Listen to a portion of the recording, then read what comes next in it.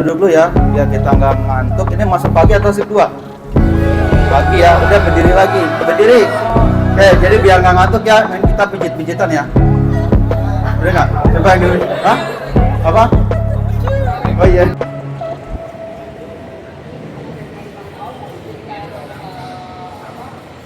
Tentunya teman-teman ya, pada pagi hari ini kita akan melakukan training teman-teman Spektra. Ini shift 1, shift 2. Shift 1 apa shift 2? Shift 1 coba, cum. Ya, shift 1 banyak ya, berarti ada yang ditinggal areanya, tapi aman nggak? Oke, kalau shift 2 mana? Oke, jadi bisa ya dilakukan training kurang lebih sampai jam 11. Ini kan Jumatan ya, jadi jam 11 lewat sedikit kita sudahi, mudah-mudahan bisa cepat waktunya ya. Jadi waktunya sangat singkat, jadi saya mulai aja. Nah, jadi kita harus nambah wawasan ya, jangan tahunya cuma cleaning service, jangan tahunya cuma kita kerja aja ya. Di dalam bekerja itu kita harus banyak belajar ya, karena belajar itu nggak ada kata putus, kata puas. Sampai tua pun, sampai kapanpun belajar ya kan? Karena kalau kita itu kalau udah lama kerja, minimal di satu perusahaan itu pasti jenuh, pasti ngerasa kita bete ya nggak? Nah, kenapa kita harus mengimprove diri kita dan sering belajar supaya kedepannya Bapak Ibu nggak selamanya jadi cleaning service. Makanya tadi saya tanyakan, ada nggak yang lebih lama?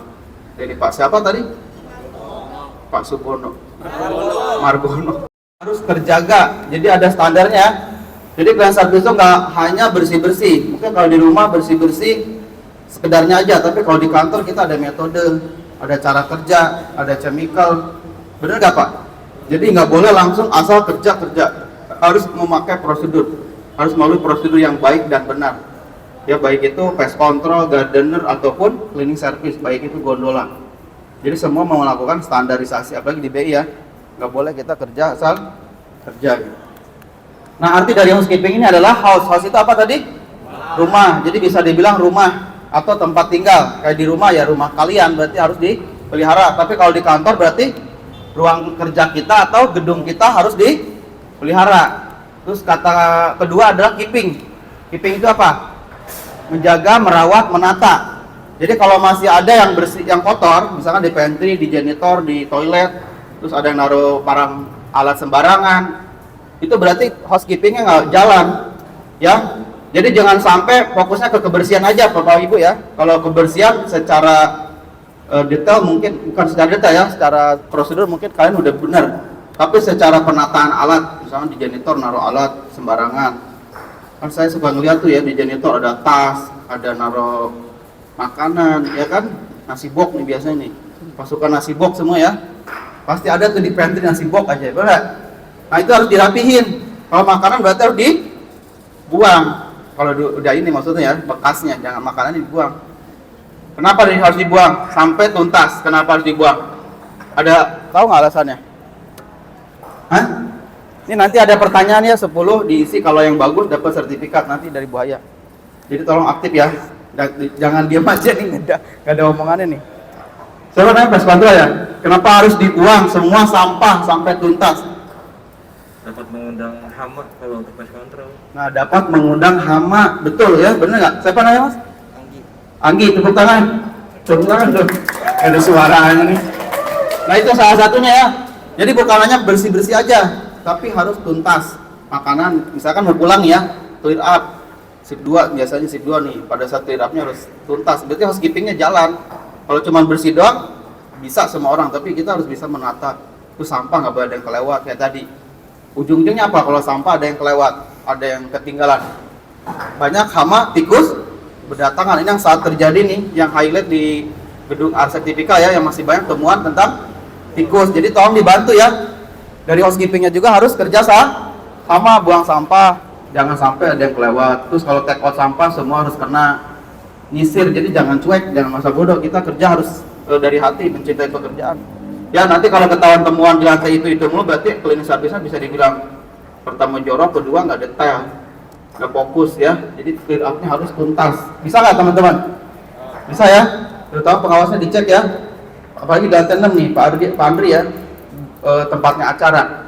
Banyak makanan yang dari kemarin nggak dibuang, ya nggak? Mungkin lupa naruhnya cleaning service nih. Biasanya mau dibawa pulang, ternyata lupa, ternyata besoknya jadi bangke. Jadi ini ya. Ya, kemudian di sini pengertian housekeeping apa? Menjaga, merawat dan menata. Jadi diingat-ingat ya, bukan hanya kebersihan saja. Jadi kalau ditanya bersih-bersih doang, belum nata alatnya. Kalau di janitor saya cek semua kotor. Saya sorry aja ya. Kan itu tempat kita istirahat ya, Bapak Ibu ya. Kalian kan nggak ada locker ya. Jadi tolong di tadi peralatan kerja. Ya terutama gudang, di gudang-gudang juga harus rapi itu. Ya. Kemudian ini lanjutan dari housekeeping, suatu kegiatan atau aktivitas rutin yang dilakukan untuk menangani hal-hal terkait dengan keindahan, kerapihan, kebersihan, kelengkapan dan kesehatan di seluruh area, termasuk bagian-bagian yang ada di dalam dan luar gedung, ya, agar seluruh penghuni maupun tamu dapat merasa nyaman dan aman berada di lingkungan dalam gedung tersebut. Benar nggak? Baik dari dalam maupun luar. Kayak Bapak Ibu di sini ada yang bagian outdoor nggak? Itu ada apa tadi? Gardener ya. Terus bagian kaca luar, gedung luar siapa? Gondola. Nah kebetulan tadi gondola lagi nggak bisa. Ada itu ya. Ada leader gondolanya nggak? Ya, Pak siapa Pak? Pak Suherman. Sama satu lagi tadi siapa? Pak Rahman mana? Oh lagi di area. Nah itu ya, jadi dirawat supaya gedung kita tetap cantik, tetap indah. Supaya satker juga merasa nyaman. Adanya kita dalamnya dirawat, luarnya dirawat, tanamannya dirawat, gedungnya dirawat, pest controlnya juga ada, otomatis mengurangi hama dan jauh dari penyakit. Benar nggak?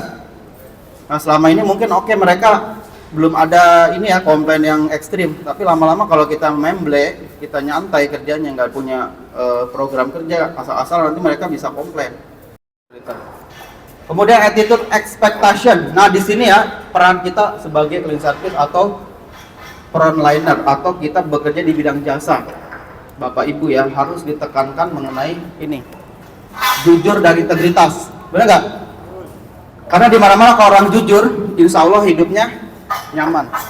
Hidup orang jujur dicari orang. Orang jujur itu pasti dimanapun dia bekerja kepake. Kalau kerja bagus nomor 2. Kerja skill itu bisa nyusul ya. Tapi jujur integritas ada di dalam diri kita masing-masing. Itu namanya soft skill yang ada di hati. Benar nggak? Saya bisa balik lagi ke sini karena saya tidak neko-neko. Bisa ditarik lagi karena kita nggak punya histori kayak gitu contohnya ya, mencuri. Coba kalau ada nggak, misalkan satu tempat orang itu mencuri, bisa nggak balik lagi ke sini? Nggak bisa, ya. Jadi yang paling penting ini integritas, karena kejujuran atau integritas itu membawa nama baik perusahaan, bukan perorangan ya. Benar nggak? Bukan hanya kita yang bagus, tapi perusahaannya juga dilihat. Kalau nanti jelek, satu orang bisa kena dampaknya, satu jelek semua. Kemudian menguasai pekerjaan nih. Ya jadi jangan bengong aja. Saya kadang-kadang suka lihat cleaning service kemana ya. Saya kalau ke lobby, kok nggak pernah ketemu, 2 kali nggak ketemu juga, 3 kali nggak ketemu, 4 kali kemana nih? Jangan-jangan cleaning service-nya umroh, pulang kampung, absen doang, pulang kampung, nanti balik lagi ke situ. Begitu ya? Nah, apa contoh? Itu tuh memiliki tanggung jawab. Menyelesaikan pekerjaan sampai tuntas, Pak. Ya, menyelesaikan pekerjaan sampai tuntas, benar nggak? Ya tepuk tangan dong, Pak siapa namanya Pak? Ya, besok bawa piala Pak, piala di DPA ya. Sama ini, udah ya? Ya, menyelesaikan pekerjaan dengan tuntas, jadi jangan dilemparin, ada kerjaan dilimpahin, ada kerjaan ngeles, ada kerjaan banyak ngelesnya ya, tuntasin. Saya punya ini ya, orangnya punya prinsip, saya kerjaan itu nggak mau ditunda. Hari ini saya harus kerjain A, besok saya harus ngerjain pekerjaan B, besoknya lagi saya nggak mau ngerjain yang kemarin. Target saya begitu, jadi saya nggak mau buru-buru pulang kalau pekerjaan saya belum beres. Gitu, paham nggak? Ya kalau di sini saya paham, mungkin belum beres, lempar shift 2, shift 2 belum beres, lempar shift 1. Area kerja, Pak. Yang mana? Oh, komponen itu bukan itu yang tadi, expectation. Sesuai ekspektasi. Jadi si klien minta ke kita tuh ekspektasinya tinggi. Kita bekerja di cleaning service harus memberikan apa? Satu tadi. Berusaha bekerja keras dalam setiap pekerjaan. Ya, bekerja keras dan maju ya. Teman-teman tadi kan itu ya pembahasan, bisa kira-kira yakin nggak di sini kita kerja keras semua? Kerja keras ya, tapi jangan kita kerja asal kerja ya. Kerja keras dibarengi dengan cerdas. Kalau ada kendala apa-apa laporan. Jangan kita kerja gedebuk-gedebuk tapi nggak ada hasil. Ya, seperti itu.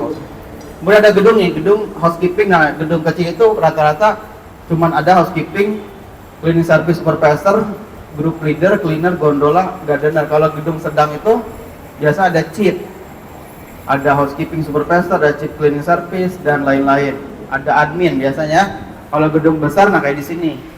Ya, di sini ada chief, ada asisten chief, housekeeping, chief cleaning, leader, cleaner, gondola, gardener, admin dan logistik. Nah, termasuk di sini itu gedung yang besar, artinya semua ada.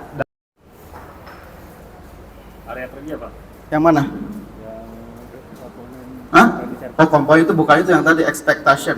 Sesuai ekspektasi. Jadi si klien minta ke kita itu ekspektasinya tinggi. Kita bekerja di cleaning service harus memberikan apa? Satu tadi. Berusaha bekerja keras dalam setiap pekerjaan. Ya, bekerja keras dan maju ya. Teman-teman tadi kan itu ya pembahasan, bisa kira-kira yakin nggak di sini kita kerja keras semua? Kerja keras ya, tapi jangan kita kerja asal kerja ya. Kerja keras dibarengi dengan cerdas. Kalau ada kendala apa-apa laporan. Jangan kita kerja gedebuk-gedebuk tapi nggak ada hasil. Ya, seperti itu. Kemudian ada gedung nih, gedung housekeeping. Nah, gedung kecil itu rata-rata cuman ada housekeeping, cleaning service supervisor, group leader, cleaner, gondola, gardener. Kalau gedung sedang itu biasa ada chief, ada housekeeping supervisor, ada chief cleaning service dan lain-lain. Ada admin biasanya. Kalau gedung besar, nah kayak di sini. Ya, di sini ada chief, ada asisten chief, housekeeping, chief cleaning, leader, cleaner, gondola, gardener, admin dan logistik. Nah, termasuk di sini itu gedung yang besar, artinya semua ada.